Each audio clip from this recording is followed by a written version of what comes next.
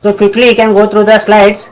Preparing to install, performing clean installation of Windows 7, upgrading and migrating to Windows 7, then key features of Windows 7, additions of Windows 7, hardware requirements for installing Windows 7. These are the things we are going to cover.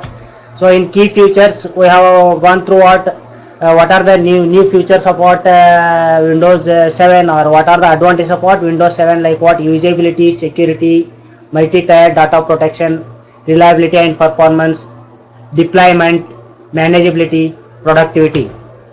Then in usability, clearer ways to organize, search for and Windows view information, new communication, mobility and networking features.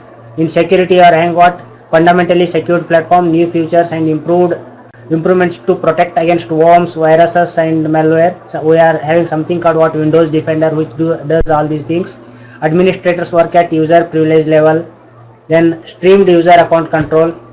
Then multi-tier data protection. Here we are having what something called what EFS, then BitLocker, IPsec. These are all the features available for what you are protecting the data.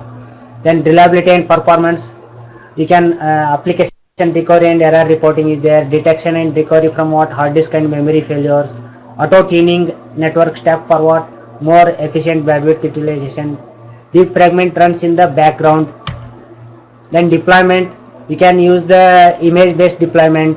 Then you can use WDS for deployment. You can modify the image using what disk, something like that. Some deployment improvements are there. Then manageability, you are having what you can automate the management of what Windows 7 using what Windows PowerShell, group policy scripting. Reduce help desk calls, Windows troubleshooting packs, problem steps recorder, improvements to system restore tool and reliability monitor. There is something flexibility like application locker, improvements in editing, group policy preference. There is some changes in what group policy which we will be seeing. Then productivity, improved user interface and accessibility features, Windows search, Windows virtual PC and Windows XP mode, branch case. Such new features are there which will increase the productivity. Now different editions are there, like what Windows 7 starter, Windows 7 home basic, then Windows 7 home premium, Windows 7 professional, Windows 7 enterprise and Windows 7 ultimate.